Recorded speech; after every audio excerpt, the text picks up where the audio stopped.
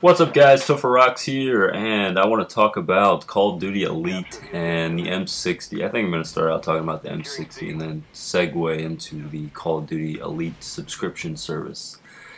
This is actually a pretty fun weapon to use. I really have not used it too much on Black Ops at all. I think I have about 300 kills with it or so.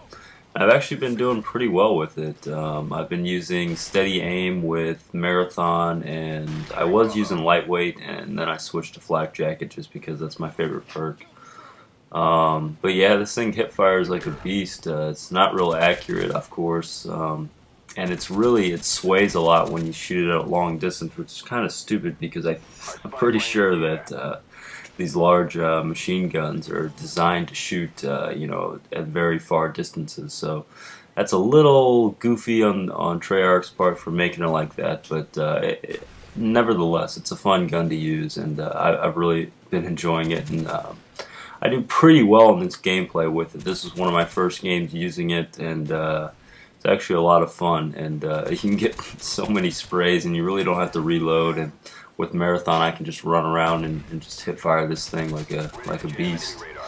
But yeah, let's talk about Call of Duty Elite. I wanted to talk about the service itself, and then I wanted to kind of ask you guys what you would be willing to pay for when it comes to Call of Duty, or if they said, hey, you have to pay for this, what would that be? What would you want from that service?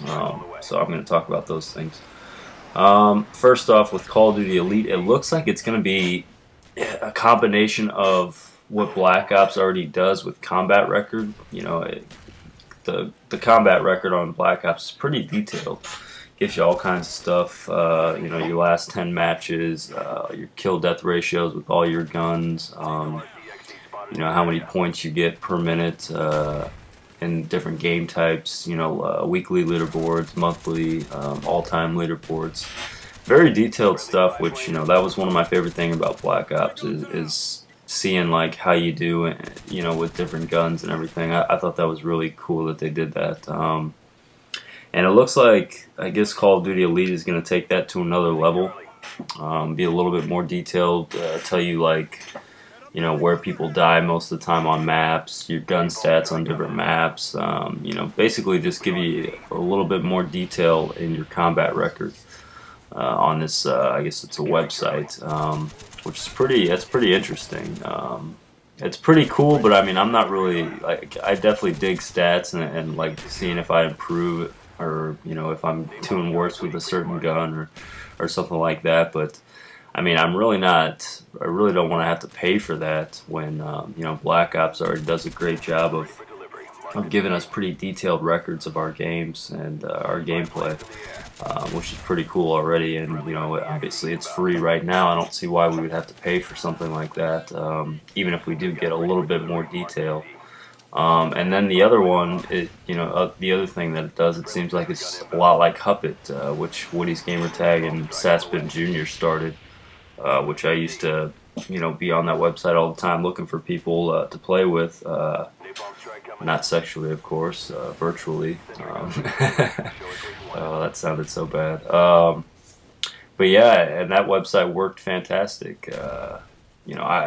I met, that's how I met Nestel, and Tony, I think, met John from, or Nestel from Huppet as well. And, I've met a lot of other guys. I've probably met like 25 guys from that I play with off and on, on Black Ops or Modern Warfare 2 and some other games. But excuse me. Jeez. So I mean, it seems to me like a combination of Huppet and what we already have on Black Ops with the combat record. So. And I think they're saying that the map packs, this is how we're going to get the map packs as well, is through a subscription service and not just paying an upfront fee, which seems kind of stupid to me unless they're giving us a new map or something every month.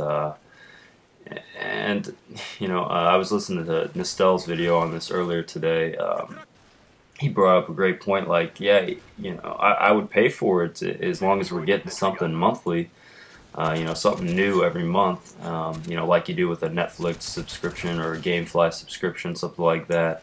But $8, that's what I'm hearing right now. It's going to cost somewhere around there, or a little bit less than $8 a month. That's too much, in my opinion, for some stats and being able to like search for other gamers when I can already do that on Huff It for free, which seems kind of odd. And I guess you can watch videos, and I'm not sure if you can make videos on there or not. I don't know if it has an editor, like a kind of a theater mode type thing on that website. I'm not really sure.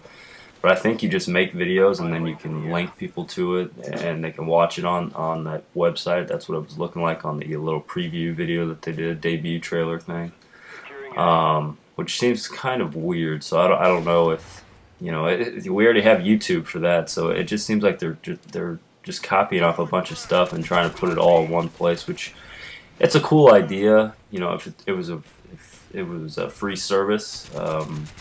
It really doesn't make sense with how much money Call of Duty has already made. I really don't understand why they need to do this, especially with how successful the map packs have been for them as well. I think if they want more money, do more DLCs. In my opinion, I think us as gamers would get a lot more out of map packs or maybe like some kind of guns as a downloadable content, guns, maybe some equipment, or and maps. I think that would be worth paying monthly for. If we get new stuff every month, and that would keep the game fresh as well. So I think that would be cool. As well as I don't know. It's kind of a difficult subject. Honestly.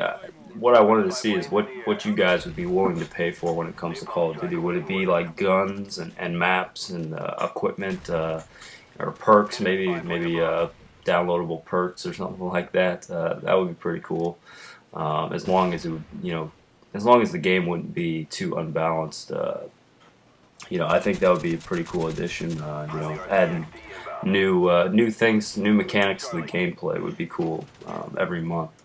I would really enjoy that personally. Like I said, it'd keep the game fresh. Wouldn't get so old so fast, especially Black Ops. Black Ops definitely needs some of that stuff.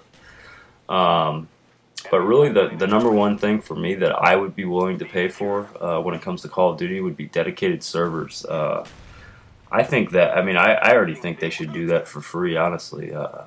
With how much money they made, like I believe Homefront had dedicated servers, and I know there's been a lot of shooters that have had dedicated servers. And it's, oh geez, there's really no reason why it should not have dedicated servers. I really don't understand why not.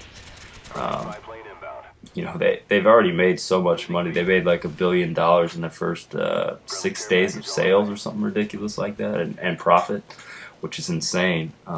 Especially for a video game company where there's not a whole lot of money and a whole lot of markup to be made in video games, but they managed to do it. They just they just have massive sales, and their marketing campaigns are pretty good as well, I must say. But yeah, I'd be willing to pay like $5 a month for dedicated servers. With as much as I play Call of Duty, I would definitely get the value out of that.